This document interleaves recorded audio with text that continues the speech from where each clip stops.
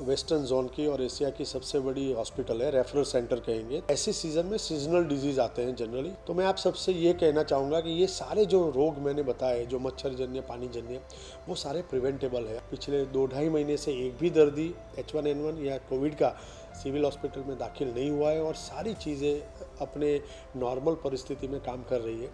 Conjunctivitis जिसको हुआ है, तो इन्फेक्टेड लोग डायरेक्ट कांटेक्ट से दूर रहे, तो केयरफुल रहिए, ध्यान रहिए, सजाग रहिए और घर में भी ध्यान रखिए। अगर कोई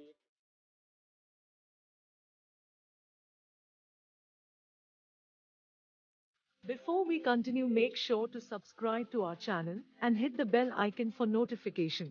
तो सर मैं अभी जानना चाहती हूँ, क्योंकि बारिश का मौसम, मानसून सीजन चल रहा है, तो यहाँ सिविल हॉस्पिटल में सबसे ज़्यादा पेशेंट किसके आ रहे हैं, कौन सी बीमारी के?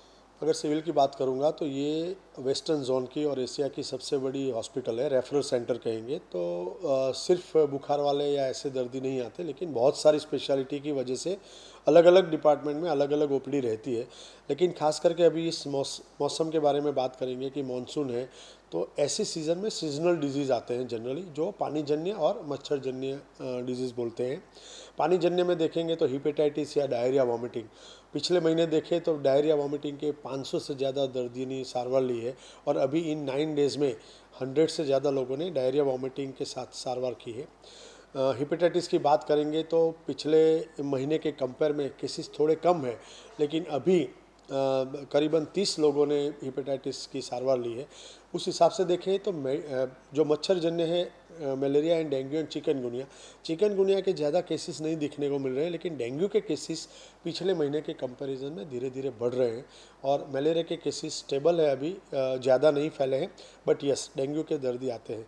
तो मैं आप सबसे ये कहना चाहूँगा कि ये सारे जो रोग मैंने बताए, जो मच्छर जन्य, पानी जन्य, वो सारे प्रिवेंटेबल है। अगर हम खुद जवाबदारी से काम करेंगे, खुद का ध्यान रखेंगे, घर में ध्यान रखेंगे, कहीं पानी का ठहराव नहीं होने देंगे, बाथरूम हो या वो पुरानी चीज़ें पड़ी है हो, या वो हम बोलते हैं कि पक्षियों के लिए जो दाने के लिए हम लगाते हैं, तो ये चिड़िया दाना, मतलब ये सारी चीज़ें, या फिर टेरेस पे कहीं कुछ पुरानी चीज़ें पड़ी है, वो टायर पड़े जिसमें पानी इकट्ठा होता है, बच्चे आसपास खेलते हैं या हम बैठते हैं, या उस जगह पे हम खाने जाते हैं वहाँ जहाँ वाटर हाइजीन मेंटेन नहीं होता, तो ये सब जगह पे हम जाना अवॉइड करें। ये पानी को गंदगी को सफाई करें आसपास में।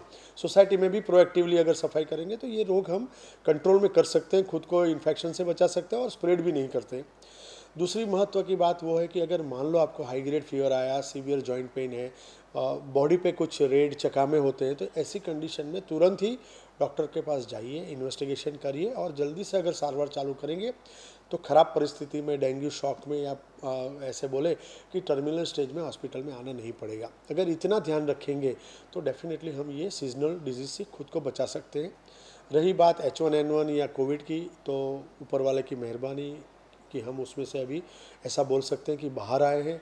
पिछले 2-2.5 महीने से एक भी दर्दी H1N1 या कोविड का सिविल हॉस्पिटल में दाखिल नहीं हुआ है और सारी चीज़ें अपने नॉर्मल परिस्थिति में काम कर रही है। आशा रखेंगे, हम खुद ध्यान रखेंगे, कोई भी इन्फेक्टेड व्यक्ति हो, कोई भी वायरल इन्फेक्शन से पीड़ित व्यक्ति हो, तो थोड़ा अपना अदरवाइज डिस्टेंस बना के रखें, छोटे बच्चों और सीनियर सिटीजन का ध्यान रखें।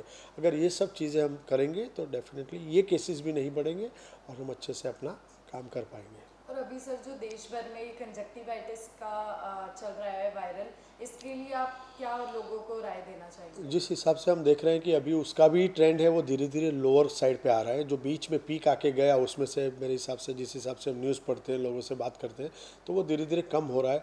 कंजक्टिवाइटिस जिसको हुआ है, ये वायरल कंजक्टिवाइटिस कुछ ज़्यादा है, जिसमें आपको फॉरेन बॉडी सेंसेशन आता है, रेडनेस होगी या कुछ सिक्रीशन आएगा। तो अगर वो सिक्रीशन किसी और के हाथ को लगता है, जैसे ऐसे आग किया और फिर मैंने हाथ मिलाया, तो आपके पास जा सकता है। तो इन्फेक्टेड लोग डायरेक्ट कांटेक्ट से दूर रहे, चश्मे पहने जो सब बोलते हैं, जो उनके सिक्रीशन से जो उनके हाथ या कहीं लगते हैं, तो वो अवॉइड करें कि लोगों से मिलना कम करें और एक्टिव फेज में हो सके तो दूरी बनाए रखें। इतना हम ध्यान रखेंगे।